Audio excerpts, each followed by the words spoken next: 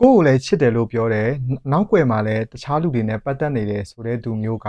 အချိန်ကြီးကြာလာပြီးတော့မှနောက်ဆုံးကြမှာကိုယ့်ကိုပဲရွေးချယ်ပါတယ်ကိုယ့်ကိုပဲအချစ်ဆုံးပါဆိုပြီးပြန်ရောက်လာတဲ့သူမျိုးကိုကျွန်တော်တို့လုံးဝလက်မခံသင့်ပါဘူးအဲ့ဒါကလေကျွန်တော်တို့တချို့တော်သူတွေကအတွေးမှားတာကဘာဖြစ်လဲဆိုတော့ကိုယ့်ကိုအရန်ချစ်လို့ငါ့ကိုအချစ်ဆုံးပါငါ့ကိုချစ်လို့ရွေးချယ်ခဲ့တာပါဆိုပြီးတော့မှတတ်မှတ်ပြီးတော့ကျွန်တော်ပျော်ရွှင်လေးရှိကြတယ်တကယ်တမ်းကျတော့အဲ့ဒါက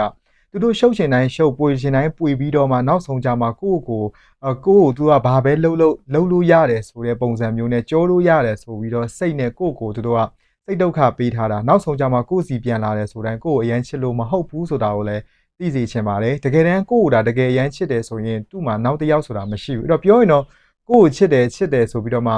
နောက်ွယ်မှာတခြားလူတွေနဲ့ရှုပ်နေတဲ့သူတွေတော်တော်များများကတကယ်တမ်းကြတော့သူတို့ကဒီကိစ္စဒီမှာတင်ပြီးသွားတာမဟုတ်ပါဘူးဒီလိုလူမျိုးကိုကျွန်တော်တို့ကချစ်သူဘဝမှာတည်းကကိုကလေလက်လွတ်လိုက်တာကအကောင်းဆုံးအန္တရာယ်ကင်းဆုံးဖြစ်ပါတယ်။ဘာကြောင့်လဲဆိုတော့တက်ဆုံးတိုင်ထီကျွန်တော်တို့နောက်ပိုင်းမှာအိမ်အောင်ရက်သားကြလာတဲ့အခါမှာခလေးတွေရလာအောင်မယ်နေ့စဉ်နဲ့မျှဒီလူနဲ့ဆက်ပြီးတော့ပတ်သက်နေရအောင်မယ်ကာလတက်တန်တလျှောက်မှာ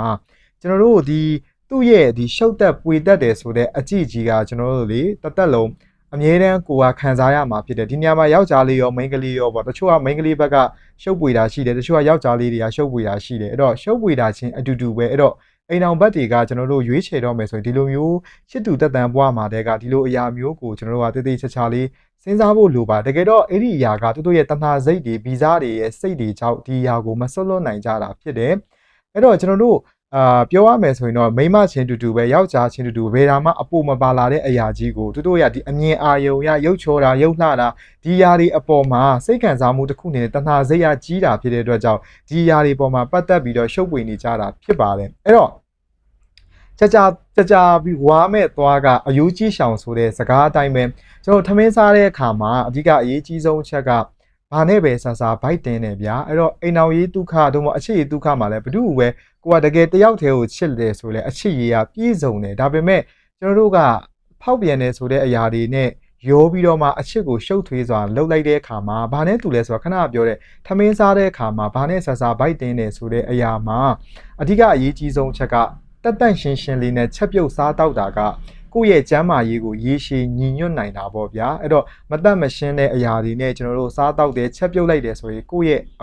ဝမ်းဘိုက်ထဲမှာရှိတဲ့အတွင်းကလီစာတွေကကျွန်တော်တို့ကျန်းမာရေးကိုအလွန်ထိခိုက်နိုင်ပါတယ်အဲ့တော့ဒီဥပမာလေးကိုအားလုံးသဘောပေါက်ကြလိမ့်မယ်လို့ယုံကြည်တယ်အဲ့တော့ဒီပြောရမယ်ဆိုရင်ဖောက်ပြန်တဲ့သူတော်တော်များများမှာဒီအရာတွေကိုမစင်စားမိတဲ့အခါမှာကျွန်တော်တို့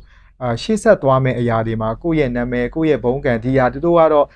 ဒီဟာကိုထည့်စဉ်းစားမှာမဟုတ်ဘူးဒါပေမဲ့ကိုတွေကတော့ရွေးချယ်ခွင့်ရှိတာဖြစ်တဲ့အတွက်ကြောင့်အခုချစ်သူဘွားမှာတည်းကအဲ့လိုမျိုးပတ်သက်နေတဲ့ရှုပ်နေတဲ့သူတွေရှိတယ်ဆိုရင်တော့လက်လွတ်လိုက်တာကကိုယ့်အတွက်အေဂျင့်ဆုံးနဲ့နောက်ထပ်အချစ်တစ်ခုကိုထပ်ပြီးတော့ရှာဖွေဖို့တော့အကောင်းဆုံးအခွင့်အရေးပဲဖြစ်ပါတယ်ကိုယ့်ရဲ့စစ်မှန်တဲ့ချစ်ချင်းမေတ္တာနဲ့ထိုက်တန်တဲ့သူဆိုတာကရှိကိုရှိလာအောင်မှာဖြစ်ပါတယ်ဗျ